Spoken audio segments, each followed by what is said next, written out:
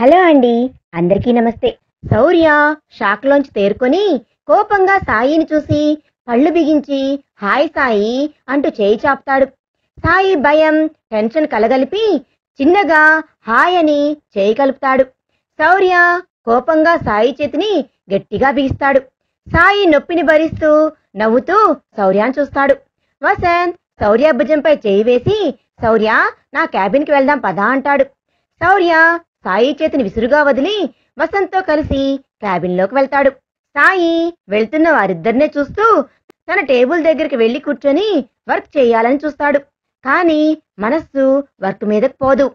నా మీద ఎంత కోపంగా ఉన్నాడు, వదిలితే చంపేసేలా ఉన్నాడు. అందుకే స్నిగ్ధ ఎప్పుడూ టైగర్ అనేది అని అనుకున్నాడు. వసంత్ శౌర్య క్యాబిన్లోకి వెళ్తారు.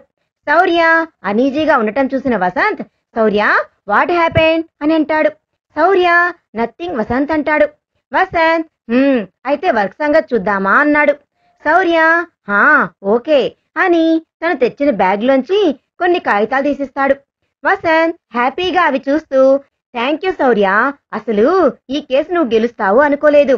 ఈ కంపెనీ మీద పూర్తిగా హోప్స్ వదిలేశాను. నా కంపెనీని నాకు దక్కేలా చేశావు. ఈ ప్రాసెస్ లో మనం బాగా క్లోజ్ ఫ్రెండ్స్ కూడా అయ్యాము. నీ మీద నాకు పూర్తిగా నమ్మకం వచ్చింది. అందుకే ఈ కంపెనీలో నా షేర్స్ లో 50% నీ పేరు ట్రాన్స్ఫర్ చేశాను అని డెస్క్ లోంచి పేపర్స్ తీసిస్తాడు. శౌర్య తీసుకోకుండా ఏంటి వసంత్ ఇది, క్లోజ్ ఫ్రెండ్స్ అయ్యాము అంటూనే నేను ఫీజు వద్దు అన్నానని ఈ రకంగా ముట్టు చెప్పాలని చూస్తున్నావా? అదేనా నన్ను నువ్వు అర్థం చేసుకుంది? నేను తీసుకుంటాను అనే అనుకుంటున్నావా నువ్వు అని అన్నాడు. వసంత్ నవ్వుతూ నువ్వు ఏ పేరు అన్నా పెట్టుకో శౌర్య, కానీ నేనేమి ఊరికే ఇవ్వడం లేదు. నాకు ఎలాగూ హైదరాబాద్కు రావడం, కంపెనీని పట్టించుకోవడం కుదరదు. షేర్స్ తో పాటు కంపెనీ రెస్పాన్సిబిలిటీ కూడా నీకే అప్పచెప్తున్నా. దానికి నువ్వైతేనే నేను ప్రశాంతంగా ఉంటాను అంటాడు.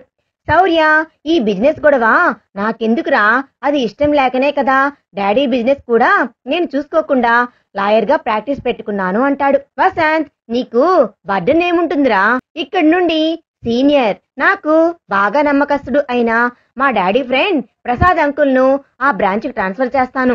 అంతా అంకుల్ చూసుకుంటారు. నువ్వు రోజుకు 1 గంట ఆఫీస్కి వెళ్ళి కేవలం అంకుల్ చెప్పిన చోట సంతకాలు పెట్టు చాలు.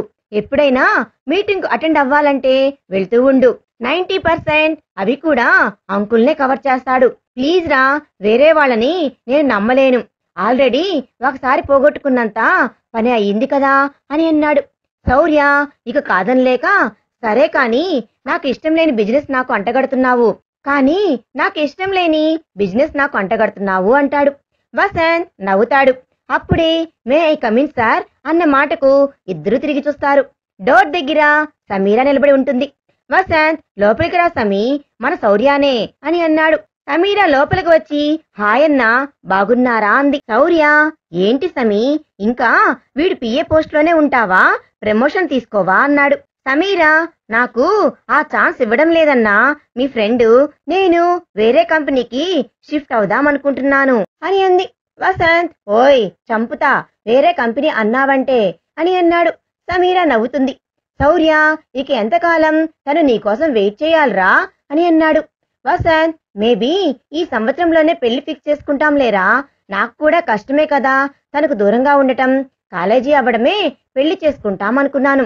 కానీ డాడీకి సడన్ గా హార్ట్ అటాక్ తో చనిపోవడం, బిజినెస్ అప్పుల్లో నా చేతికి రావడం, ఇద్దరు అక్కల పెళ్లిళ్ల బాధ్యత నా మీద పడటం వలన మా పెళ్లికి లేట్ అయింది. నేనిప్పుడిప్పుడే కోలుకుంటున్నాను కూడా. కంపెనీని మంచి పొజిషన్ కు తీసుకువచ్చాను. ఇద్దరు అక్కల పెళ్లిళ్లు చేశాను. ఇవన్నీ చేయడానికి నాకన్నా తనే ఎక్కువ కష్టపడిందిరా. తనకన్నా ఎక్కువ ఇంట్లో కూడా ఫోర్స్ చేస్తున్నారు. సమీని కోడలుగా ఎప్పుడు తీసుకువస్తావు అని అంటాడు. సమీరాను ప్రేమగా చూస్తూ వసంత్. సమీరా సిగ్గుపడుతూ తలదించుకుంటుంది. వసంత్ అయినా నీలాగా చెప్పా పెట్టకుండా పెళ్లి చేసుకోలేరా, కాస్త లేట్ అయినా చెప్పే చేసుకుంటాను అంటాడు. శౌర్య ఫీల్ అవుతూ అప్పుడు నా పరిస్థితి వేరులేరా, నీకే కాదు నేను ఎవ్వరికీ నా పెళ్లి గురించి చెప్పలేదు. నీకన్నా ఆ తర్వాత చెప్పాను. అసలు ఇంతవరకు నా ఫ్రెండ్స్ ఎవ్వరికీ తెలపలేదు. ఆ టైం ఇంకా రాలేదు అని బాధగా చెప్తాడు. సమీరా శౌర్య ఫేస్ లో డల్నెస్ గమనించి టాపిక్ డైవర్ట్ చేయడానికి తన చేతిలో ఫైల్ను వసంత్కిస్తుంది. వసంత్, ఏమిటిది సమీ అని అన్నాడు. సమీరా సాయి ఫైల్స్ మీద సంతకాలు పెట్టించుకు రమ్మన్నాడు వసంత్ అని అంది. వసంత్, దానికి తను రాకుండా నిన్నెందుకు పంపించాడు? సాయి ఎప్పుడు ఇలా బిహేవ్ చేయడే అన్నాడు. శౌర్య ఎవరూ ఊహించని విధంగా బిహేవ్ చేయడం అలవాటేమోలే వసంత్ అని అన్నాడు. సమీరా నొచ్చుకుంటూ, ఏదో వర్క్ టెన్షన్ లో ఉన్నాడన్నా, నేను సాయిని పంపిస్తా వసంత్ అని సమీరా వెళ్ళిపోతుంది. శౌర్య, వసంత్, నాకు టౌన్ లో చిన్న పని ఉంది, ఈ సాయిని నాతో పంపిస్తావా? త్వరగానే వచ్చేస్తాంలే అని అన్నాడు. వసంత్, సాయినే పంపాలా, వేరే ఎవరైనా అని అన్నాడు. శౌర్య, నో వసంత్, సాయినే పంపు అంటాడు. వసంత్ శౌర్యాన్ని గమనించి, ఓకే శౌర్య, సాయిని తీసుకుని వెళ్ళు, బట్ లంచ్ కు వచ్చేయండి సరేనా అన్నాడు. శౌర్య అలాగే అన్నాడు. అప్పుడే డోర్ సౌండ్ అవ్వడంతో వసంత్ అటు చూసి, కమాన్ సాయి అంటాడు. శౌర్య కోపంగానే వెనక్కి తిరిగి సాయిని చూస్తాడు. శౌర్య చూపులను దాటుకొని సాయి వసంత్ దగ్గరికి వస్తాడు. సాయి, సార్ పిలిచారట అని అన్నాడు. వసంత్, హా అదేంటి సాయి, ఫైల్ ని సమీర దగ్గర పంపించావు, నువ్వు తీసుకొని రాకుండా అన్నాడు. సాయి శౌర్యాన్ని చూస్తూ, సారీ సార్, కొంచెం వర్క్ టెన్షన్ లో ఉన్నా అన్నాడు. వసంత్, సమీరా కూడా అదే చెప్పిందిలే. హా సాయి, శౌర్యాని మన కంపెనీ కారులో టౌన్ కి తీసుకుని వెళ్ళు, తనకేదో పని ఉందట, విజయవాడ తనకు కొత్త అంటూ కార్ కీసిస్తాడు. సాయి కీస్ తీసుకొని ఓకే సార్ అని శౌర్యతో పదండి సార్ అంటాడు. సాయి సార్ అండంతో శౌర్య చివుక్కును చూస్తాడు. సాయి ముందుకు వెళ్ళిపోతాడు. వసంత్ త్వరగా వెళ్ళి పని చూసుకుని వచ్చే శౌర్య అన్నాడు. శౌర్య ఓకే వసంత్ అని సాయి వెనకే వెళ్తాడు. సాయి కార్డు తీసుకుని వచ్చి శౌర్య ముందు ఆపుతాడు. శౌర్య కార్ డోర్ తీసుకుని సాయి పక్కన కూర్చుంటాడు. సాయి డ్రైవ్ స్టార్ట్ చేస్తూ శౌర్య వైపు చూసి, ఎక్కడ తీసుకుని వెళ్ళాలి అన్నాడు. శౌర్యకు వస్తున్న కోపాన్ని ఆపుకుంటూ, నువ్వెక్కడ ఉంటున్నావో అక్కడికి, ఐ మీన్ మీ ఇంటికి అంటాడు. సాయి, శౌర్య నేను చేసింది తప్పే కానీ అని అంటాడు. శౌర్య ఇప్పుడేమి చెప్పకు, ముందు ఇంటికి పద అని ఫేస్ పక్కకు తిప్పి విండోలోంచి బయటకు చూస్తూ కూర్చుంటాడు. సాయి నా పేరు పలకడం కూడా ఇష్టం లేదా అంటాడు. శౌర్య నుండి ఏ రెస్పాన్స్ ఉండదు. సాయి స్నిగ్ధ ఎలా ఉంది ఇద్దరికి అనే లోపే శౌర్య చివ్వున తిరిగి సాయిని చూస్తాడు. సాయి స్నేహ ఎలా ఉంది అని అడగవా అని అన్నాడు. శౌర్య నువ్వు బాగా చూసుకుంటావు అని నమ్మకంతోనే కదా నీతో వచ్చింది, ఇంకా అడగడం ఎందుకు, బానే ఉంటుందిలే అని అన్నాడు. సాయి కారు ఆపుతాడు. శౌర్య ఏమైంది అని అన్నాడు. సాయి నా రూమ్ వచ్చింది అన్నాడు. శౌర్య కారు దిగుతాడు. సాయి నేరుగా పైన స్టెప్స్ ఎక్కి రూమ్ దగ్గరకు వెళ్లి తాళం తీస్తుంటాడు. శౌర్య అదేంటి తాళం వేసింది, స్నేహ లేదా అన్నాడు. సాయి నేను మాత్రమే ఉంటున్నా అన్నాడు. శౌర్య మరి స్నేహ అని అన్నాడు. సాయి ఉమెన్స్ హాస్టల్లో ఉంటుంది, లోపలికి రా శౌర్య అంటాడు.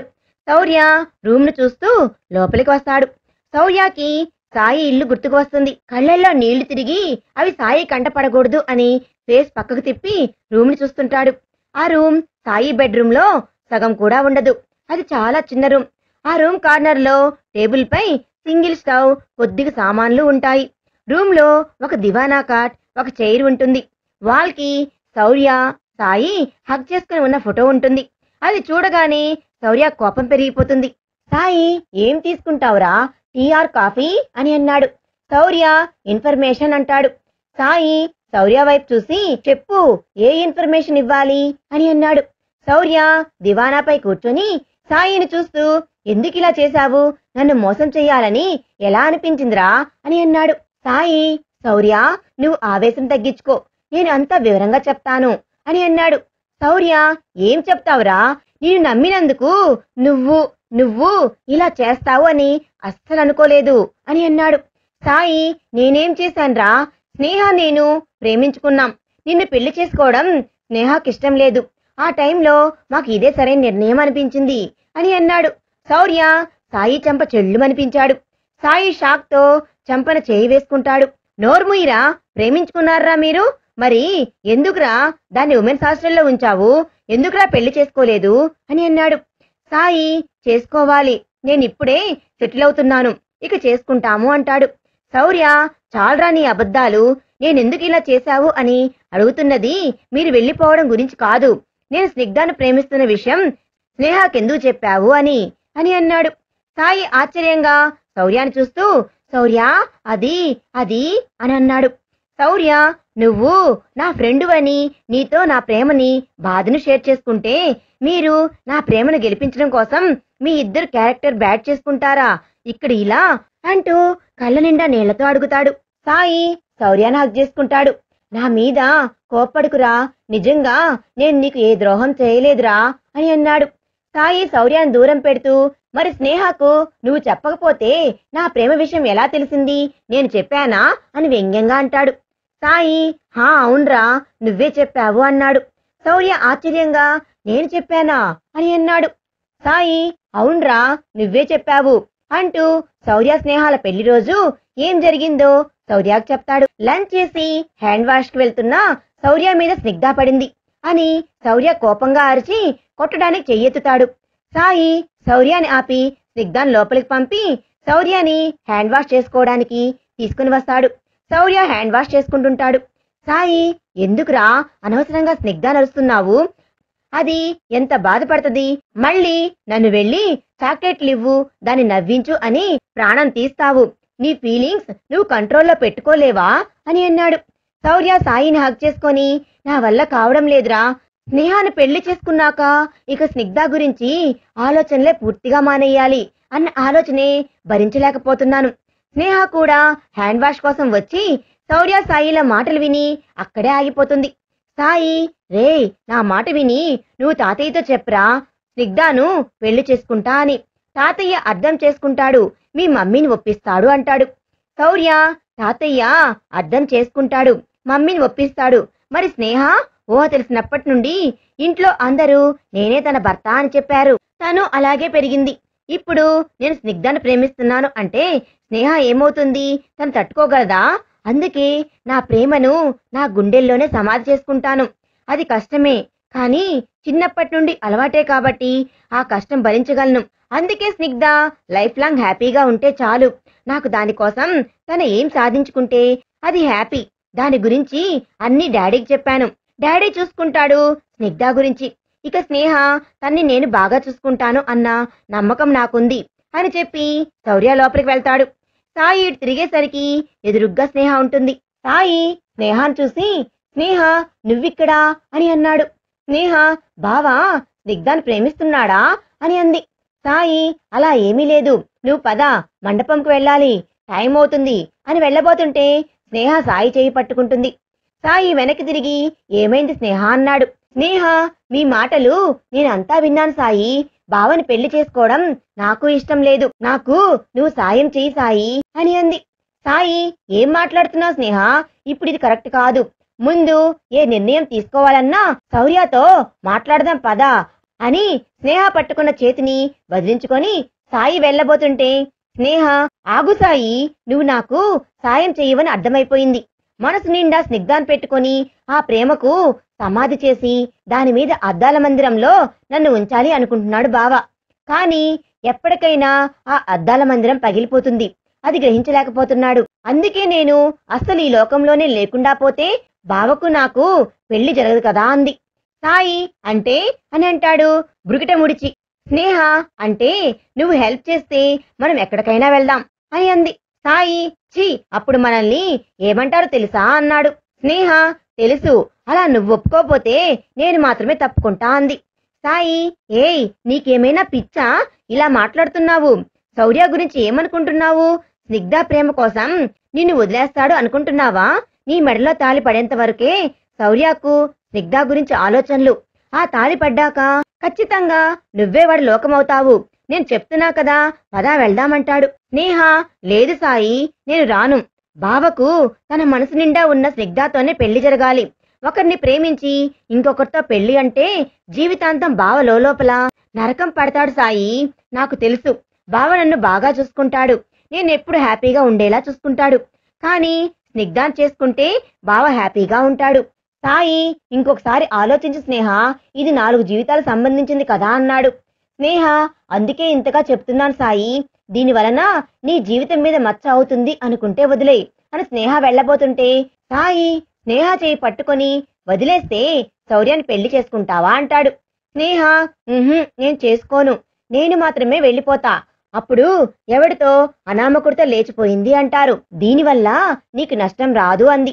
స్నేహ చేయి పట్టుకొని ఉన్న సాయి పట్టు బిగించి ఒకసారి మనసులో దీర్ఘంగా శ్వాస తీసి వదిలి మనసులో, సారీ శౌర్య, నీకు నా మీద ఎంతో కోపం వస్తుందో నాకు తెలుసు.